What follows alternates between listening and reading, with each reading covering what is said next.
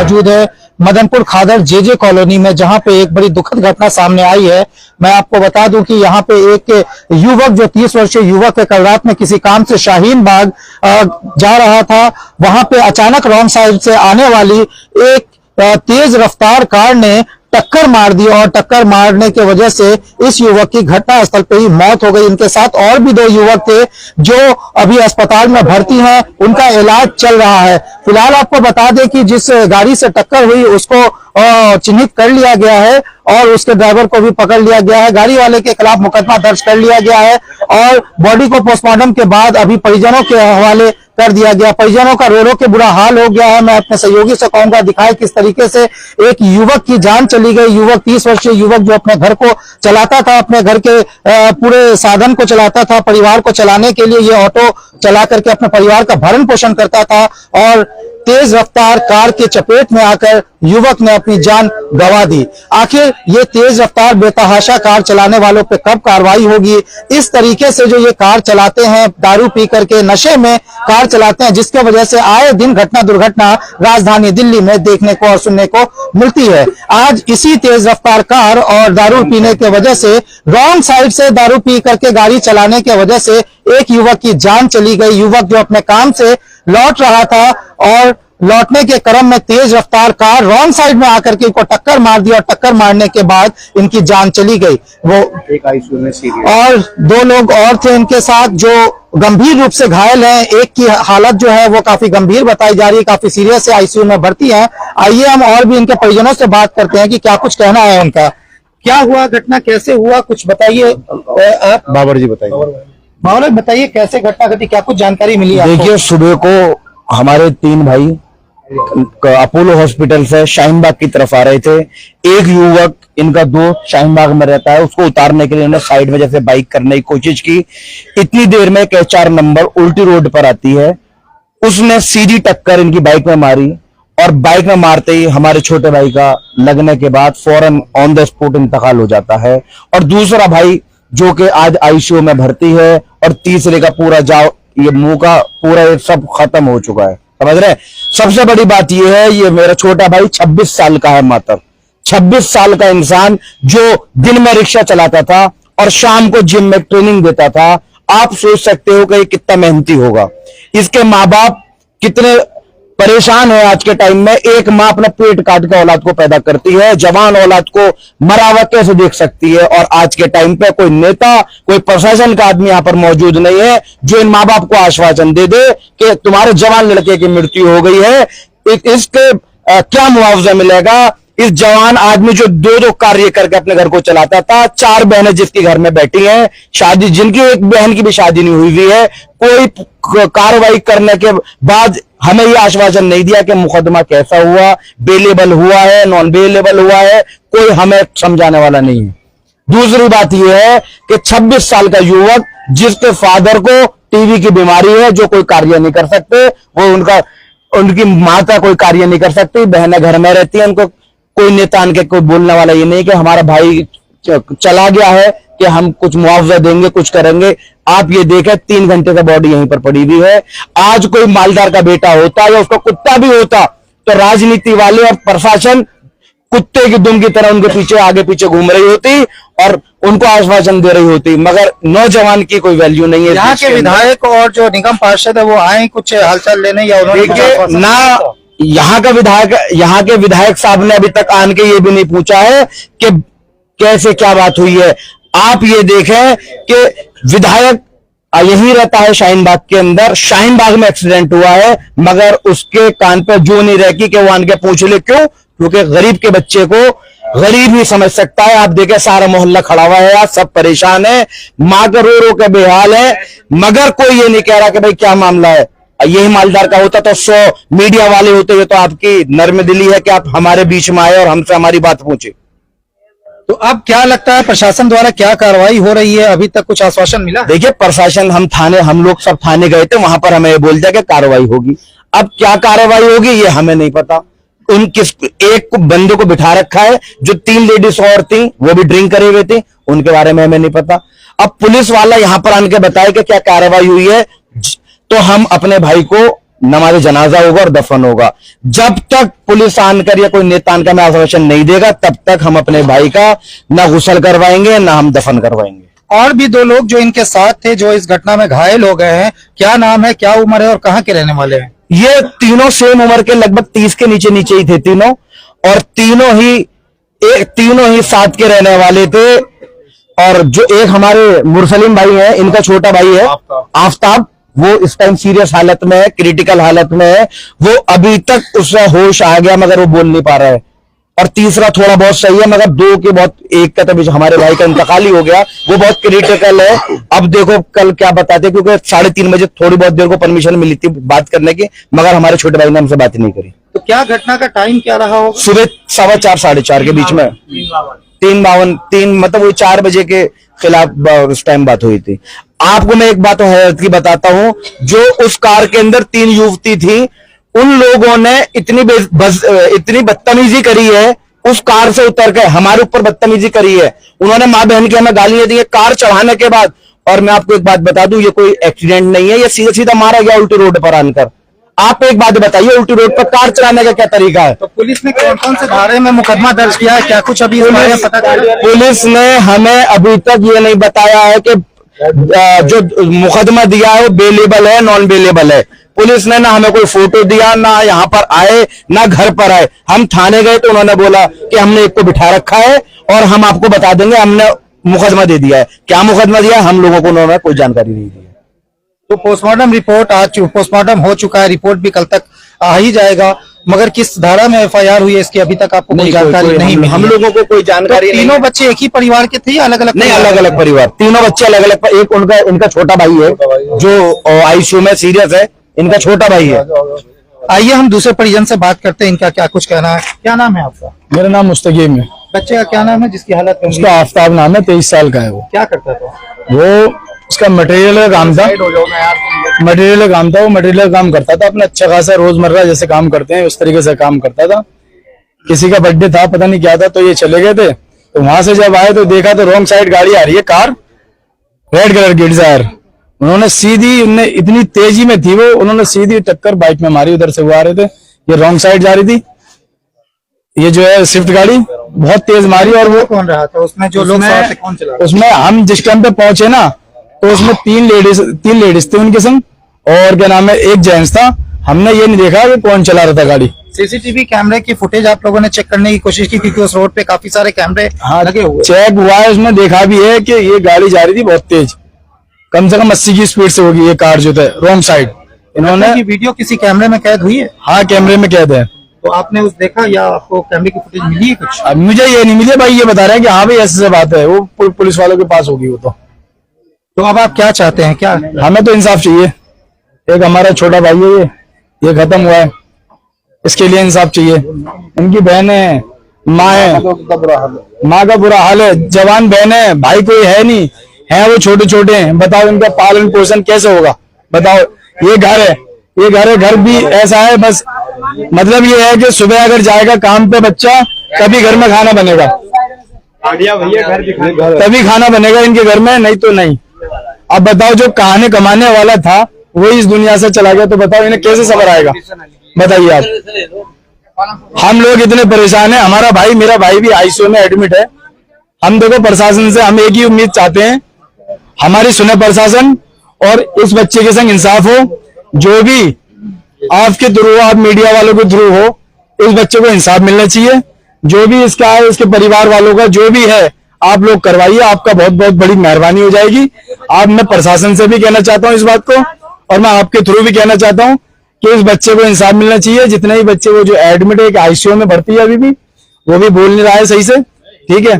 बस मैं ये कहना चाहता हूं, बस आप लोगों का बहुत बहुत बड़ी मेहरबानी हो जाएगी। और प्रशासन से हाथ जोड़ के विनती करता हूं मैं, इस बच्चे के लिए जो भी हो सके प्रशासन अपनी तरफ से करे, पूरी की पूरी मेहनत करे। और देखो, इस बच्चे के लिए तो कितनी सारी पब्लिक है यहाँ पर, आप देख सकते हो।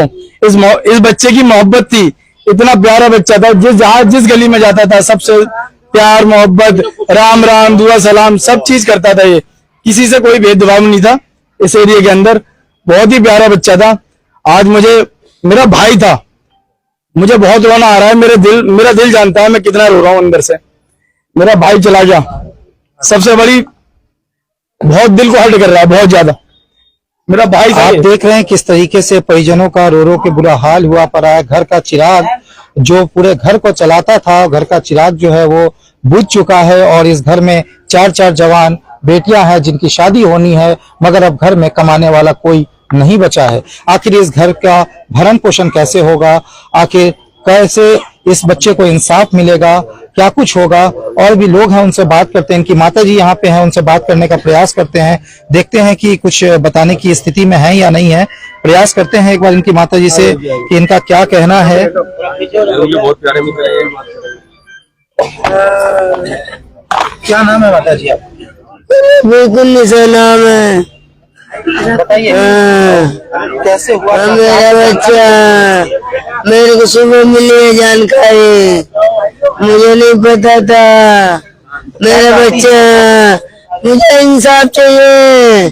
मेरा बच्चे को मार दिया, मुझे इंसाफ चाहिए। मेरी बेटी, मेरा आदमी तबीयत खराब रहता, मैं क्या करूँगा? मैं किससे कहूँगा? कहाँ लाऊंगी? मेरा बच्चा यही संभालने वाला था, आज यही चला गया। मैं किससे हाथ फैलाऊंगी? मेरा आदमी बीमार रहता है, मेरे बच्चे है, मेरा कोई भी नहीं आगे पीछे है। मैंने तो दुनिया ले ली है, मुझे इंसाफ चाहिए। जिससे मारा है मेरे बच्चों को, मुझे इंसाफ दिलवाइए। मेरे बच्चे को मार दिया, मुझे इंसाफ चाहिए। मेरा बच्चा संभालने वाला यही था, मेरा सब कुछ यही था। जिम भी करता था, गाड़ी भी चलाता था, बच्चों को हम लोग को पेट भी भरता था, और कोई नहीं है मेरे। और बच्चे छोटे छोटे 2-3, वो क्या कर सकते? जवान बच्चियां है, लड़की है, मैं क्या करूँ? घर जो पूरी पड़ा हुआ है, मैं क्या करूँगी? किससे मांगूंगी? अब मेरा तो सब कुछ लुट गया। मुझे इंसाफ चाहिए, मुझे इंसाफ दिलवा चाहिए। मेरा बच्चा नहीं लगा, मुझे इंसाफ दिलवाइए। आप देख रहे हैं किस तरीके से परिजनों का रो रो के बुरा हाल हुआ पड़ा है और इंसाफ की गुहार प्रशासन से लगा रहे हैं कि किसी तरह इनको इंसाफ मिले। और इनके करीबियों से जानते हैं कि और क्या कुछ कहना है इनका। जी, क्या नाम है आपका? फैसल नाम है जी। तो मृतक जो है कौन है आपके? ये हमारे पड़ोसी था, हमारा भाई है सर। तो क्या कहेंगे, क्या कुछ आश्वासन मिला प्रशासन से, क्या कुछ चाहते हैं आप? सर कोई पता नहीं लग पा रहा है, न किसी कंप्लेंट का पता लगा हमें, न किसी कंप्लेंट का पता लगा, न कुछ हमें बताया उन्होंने। और इनकी फाइनेंशियली कंडीशन भी बहुत डाउन है। ये बहनें हैं 3, ये 3 बहनें हैं सर इनकी, जवान बहनें। कमाने वाला कोई नहीं है इनके घर में। ठीक है, आप देख रहे हैं परिजनों का लोग आए इनके, ये 3 बहनें इनके। आप देख रहे हैं किस तरीके से परिजनों का रो रो कर बुरा हाल हुआ पड़ा है। और ये देखिए किस तरीके से बहनों का रो रो की जानकारी मिली, तो रिश्तेदार और परिजन जो है गांव से, ये 3 बहनें हैं जिनका रो रो करके बुरा हाल हुआ पड़ा है। भाई बहुत दुख की बात की, हमारा भाई अफजाल चला गया और जितने भी प्यार मोहब्बत करते हैं सब भाई इससे। तो हमने ये बात विधायक जी तक पहुंचाई, उन्होंने हमें आश्वासन दिया है कि वो जैसे भी विधानसभा की फ्री होंगे वो हमसे मिलने पहुंचेंगे, उन्होंने आश्वासन दिया है। तो रात के लगभग 10 बजने को है, विधानसभा का सत्र तो समाप्त हो चुका होगा। हो सकता है वो कहीं बहुत सारे उलझनों में थे, बट वो जैसा भी देखो एक बार हमें आश्वासन दिया शायद हमें उम्मीद है कि वो हमसे मिलने आएंगे। बाकी देखते हैं, प्रशासन से भी गुहार है, जितने भी हमारे और नेता है या मित्र है, जो भी लोग हैं, हमारा साथ दें, सहयोग करें, इसमें हमें इंसाफ दिलवाएं। देखिए अभी स्थानीय लोगों का कहना है कि इन्होंने यहाँ के जो वर्तमान विधायक हैं उनसे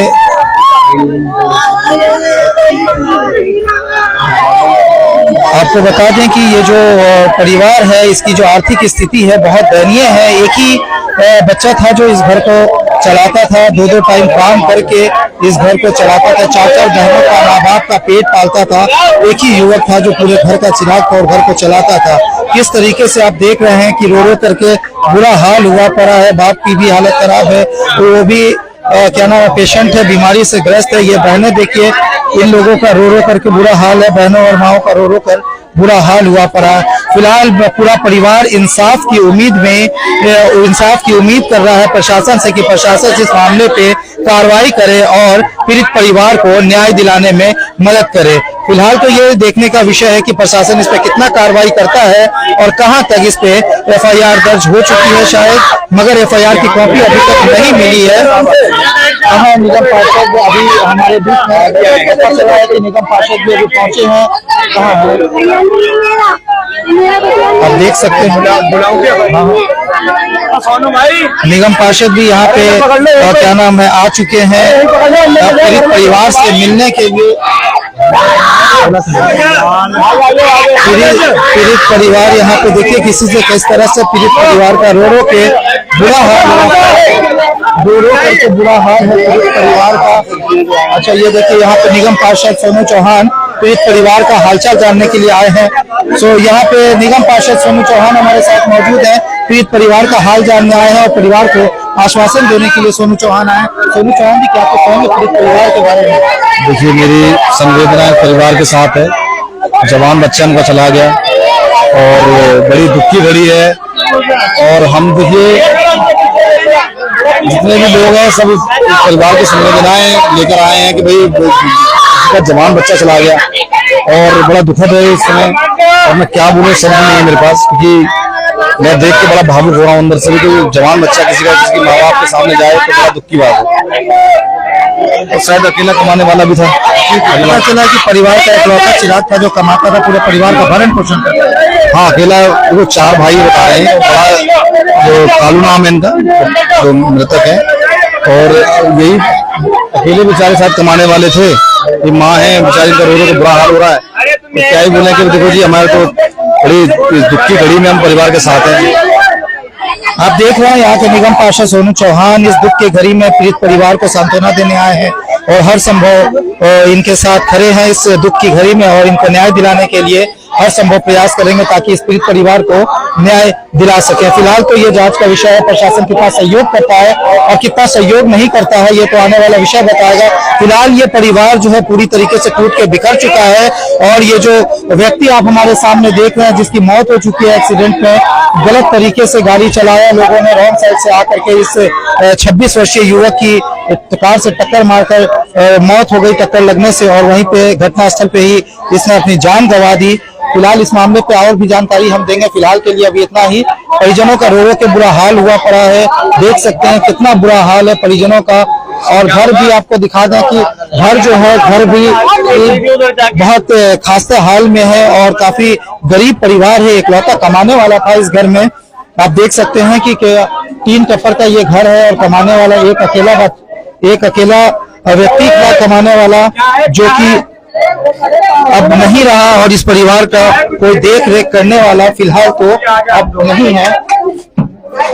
मैं आपको दिखा रहा हूँ परिजनों को सीधी लाइव तस्वीर दिखा रहा हूँ आपको, पीड़ित के घर से मैं सीधी लाइव तस्वीर दिखा रहा हूँ किस तरीके से पीड़ित का घर है और पीड़ित के घर में कोई कमाने वाला नहीं है और पूरा परिवार जो है टूट के बिखर चुका है। एक व्यक्ति के मौत के कारण पूरा परिवार आज टूट के बिखर गया है और घर में कमाने वाला कोई नहीं है। आखिर इस परिवार का भरण पोषण कैसे होगा, ये तो बहुत ही सोचनीय विषय है क्योंकि इस परिवार में केवल बहनें हैं और एक ही भाई था कमाने वाला और अब फिलहाल कोई भाई नहीं रहा। इस परिवार का चिराग बुझ चुका है। आप देख सकते हैं सीधी लाइव तस्वीर मैं आपको दिखा रहा हूँ पीड़ित के घर से। पीड़ित का घर आप देखिए किस तरीके से आधा अधूरा बना हुआ है और पीड़ित काफी गरीब परिवार से आते हैं, इकलौता कमाने वाला पूरे घर का सहारा चला गया है और अभी फिलहाल मदनपुर खादर में पूरा शोक का माहौल है। निगम पार्षद अभी आए थे और उन्होंने क्या नाम है पीड़ित परिवार के साथ अपनी सांत्वना व्यक्त की और पीड़ित परिवार को हर संभव मदद देने की बात कही। फिलहाल तो प्रशासन से भी बातचीत परिवार की हुई है मगर प्रशासन ने अभी तक ये कहा है कि एफआईआर दर्ज कर ली गई है और एफआईआर दर्ज करने के बाद अभी तक कोई कार्रवाई नहीं की गई है। प्रशासन का ये कहना है कि हमने जो गाड़ी चला रहा था गाड़ी को और ड्राइवर को अपने कब्जे में ले लिया है मगर गाड़ी और ड्राइवर को कब्जे में लेना इसका समाधान नहीं है। प्रशासन इस पे क्या कार्रवाई करती है कितनी सख्ती से इस मामले को लेती है। आखिर एक की मौत हो गई है, एक की जान चली गई है किसी के लापरवाही से, तो किस तरीके से प्रशासन कितनी गंभीरता से इस मामले को लेती है ये तो आने वाला वक्त ही बताएगा। फिलहाल के लिए इतना ही। आप देख सकते हैं मदनपुर खादर से सीधी लाइव तस्वीर। देखिए सैकड़ों हजारों की संख्या में लोग पीड़ित परिवार के साथ हैं, क्योंकि पीड़ित परिवार का जो बच्चा गया है वो पीड़ित परिवार का जो बच्चा है वो काफी मिलनसार, काफी नेक और काफी होनहार बच्चा था और अपने परिवार के भरण पोषण के लिए 2-2 टाइम काम करता था, ऑटो भी चलाता था और जिम में ट्रेनर का भी काम करता था, ताकि किसी तरह अच्छे से परिवार का भरण पोषण किया जा सके। मगर आज इस परिवार का चिराग बुझ गया है और परिवार का रो रो कर बुरा हाल हुआ पड़ा है। प्रशासन की तरफ से अभी तक पीड़ित परिवार से मिलने कोई भी अधिकारी नहीं आए हैं। पीड़ित परिवार का कहना है कि जब तक कोई अधिकारी आकर के इनको आश्वासन नहीं देते हैं कार्रवाई का, तब तक ये यहाँ से इस बॉडी को दफनाने नहीं जाएंगे। पुलिस की तरफ से कोई आश्वासन नहीं मिला है। पुलिस वालों ने कोई एक्शन नहीं लिया इस बात का। पुलिस वालों ने कोई एक्शन नहीं लिया इस बात का। बच्चा की लाश यहाँ सुबह से पड़ी हुई है और कोई आके यहाँ पर नहीं झांका है कि परिवार का क्या हाल हो रहा है। कंप्लेंट करी थी पुलिस वालों ने, कोई एक्शन। अब ये चाहते हैं कि लड़कियां 4-4 लड़कियां हैं अगले की। आदमी टीबी का मरीज है, घर में खाने को नहीं, जब बच्चा कमा के लाता है तभी माँ बाप खाते हैं, बच्चे खाते हैं। इनको कड़ी से कड़ी सजा दी जाए और भैया इनका जो भी होता है इनको इंसाफ दिया जाए। इनकी बेटियों को शादी ब्याह के लिए करा जाए। मेरे पीछे आप देख सकते हैं किस तरीके से यहाँ पे माता बहनें रोती बिलखती दिखाई दे रही हैं। एक घर का चिराग जो बुझ गया, जिसमें 4 बहनें हैं, माता जो है उनसे रो रो के बुरा हाल है। मैं आपको पूरी तस्वीर यहाँ से लाइव दिखा रही हूँ। साथ ही मैं आपको ये भी बताना चाहूंगी जो यहाँ पे माता बहनें हैं वो अपने भाई को देखती बिलख रही है, बस वो ये रटा लगाई जा रही है एक बार मेरा भाई जग जाए, उठ के हमसे बात करें। लेकिन यहाँ का जो माहौल आपको दिखा रही हूँ मैं, उस तरीके से आपको ये दिख रहा होगा कि ये जो बच्चा था ये कितना शरीफ था और मेल मिलाप वाला था। साथ ही यहाँ पे जो पड़ोसी मौजूद है उनसे भी बात करेंगे हम कि उनका क्या कहना है। जी क्या कहना चाहती है? अभी कोई लड़की फांसी लगाने को भाग रही है कि हमारा भाई चला गया, हम कहाँ से हमारा सब कुछ होगा, हमारे माँ बाप कहाँ से पलेंगे। कोई लड़की फांसी लगाने भाग रही है, कोई अपने आप को बीवी के तौर पकड़ने जा रही है। ये हाल घर के अंदर पड़ा हुआ है। घर में जाके देखो कैसे क्या हाल है, देखो उसका क्या हाल है। लेकिन ये बीवी के तौर पकड़ रही है आपके सामने, लड़की फांसी लगा रही है, कोई कुछ कर रहा है। उन लड़कियों का हाल देखो, उन लड़कियों का हाल क्या हो रहा है। एक कमाने वाला, घर को चलाने वाला वो ही नहीं है आज, तो इस घर का क्या होगा। हम पूरा मोहल्ला, पूरी दुनिया अपने यहाँ से सब लोग साथ गरीब का साथ देने के लिए करेंगे। इनके घर में 4 बहनें बताइए, माता भी बताइए, इनके फादर भी फादर है, फादर को टीबी की बीमारी है, बीपी है, शुगर है। यानी कि ये कहा जा सकता है कि घर में कमाने वाली सिर्फ यही एक लड़का था, यही एक बच्चा था कमाने वाला, और कोई नहीं इनके घर में कमाने वाला। जब वो लाता था कमा के तभी इनके घर में चूल्हा जलता था। जैसे कि आपने देखा कि हमने यहाँ पे जो रिश्तेदार मौजूद, जो पड़ोसी मौजूद, उनसे बात करने की कोशिश की तो उन्होंने यही बताया कि जो ये बच्चा है, जो मृतक है, वो इस दुनिया से जो जा चुका है, उसकी बहनों का बुरा हाल हो रहा है। उन बहनों का सिर्फ एक ही रहता है कि हम भी अपने भाई के साथ में चले जाएं। आपको बताना चाहूंगे, यहाँ पे पड़ोसी से बात की तो उन्होंने बताया कि घर में कमाने वाला सिर्फ यही बच्चा था, लेकिन अब घर का भरण पोषण कैसे होगा, क्योंकि यहाँ पे जो है ये बच्चा ही अपने घर की देखभाल कर रहा था और जो है भरण पोषण कर रहा था। आइए और भी लोगों से बात करेंगे, क्या कहना है उनका। लेकिन आपको मैं सीधी तस्वीरें दिखा रही हूँ। यहाँ पे बहन का जो इनकी हाल हो रहा है वो भी मैं आपको सीधा लाइव दिखाऊंगी। यहाँ पे जिले में आपको दिखाते हुए इनकी बहन का हाल किस तरीके से वो भी बिलखती और फांसी पे लटकने के लिए बहन भी तैयार है। उनका सिर्फ यही कहना है कि हमें सिर्फ हमारा भाई चाहिए, इसके अलावा कुछ नहीं। क्योंकि यहाँ पे साथ में ये भी कहा है कि जब से मेरे भाई की जो मौत हुई है तब से ना तो कोई प्रशासन की तरफ से हमें कोई कार्यवाही ये देखने को मिल रही है, ना ही यहाँ पे जो है कोई भी विधायक की बात करें वो भी एक बात है। यहाँ पे इनकी बहन मौजूद है, इनसे हम एक बार बात करने की कोशिश करेंगे।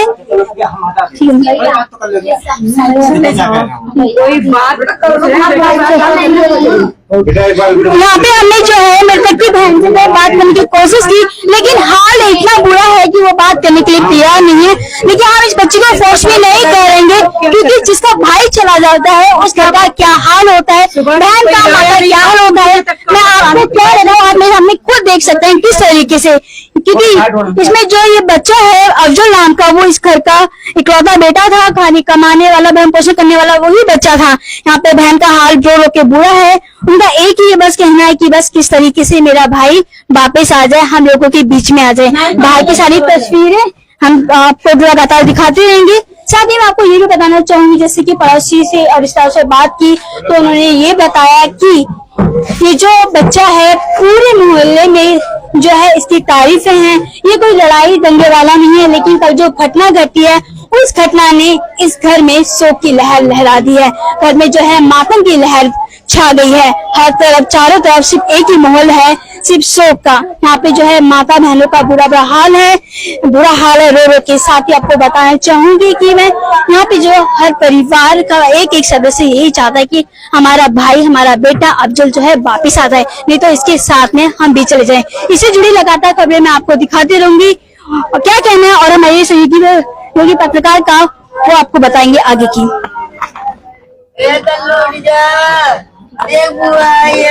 जैसे कि आपने देखा कि लगातार मैंने आपको जो है कि लाइव तस्वीर दिखाई, मेरे सहयोगी पार्टनर जो है सहयोगी पत्रकार ने आपको यहाँ का पूरा जो है और बताया किस तरीके से यहाँ पे एक घटना घटी, किस तरीके से घर के परिवार का हाल है। इससे जुड़ी खबरें लगातार मैं आपको दिखाती रहूंगी। आप बने रहिए लाइव दबंग मेल न्यूज के साथ में और हमारे चैनल को लाइक करें, सब्सक्राइब करें, अपनी राय जरूर दें। धन्यवाद।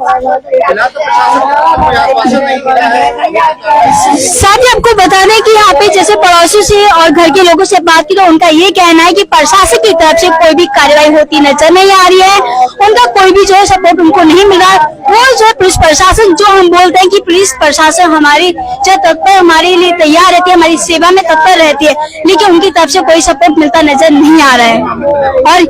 और सूत्रों से ये भी पता चला है, यहाँ के सदस्य जो है उनसे ये पता चला है कि जो पुलिस प्रशासन है इस मामले में लिपापोती करने की कोशिश कर रही है। इस मामले में अभी तक मामला दर्ज हुआ है या नहीं हुआ है इसका भी कुछ पता नहीं है। आगे खबरें हम आपको यूं लगातार दिखाते रहेंगे। हमारे चैनल के साथ बने रहे। धन्यवाद।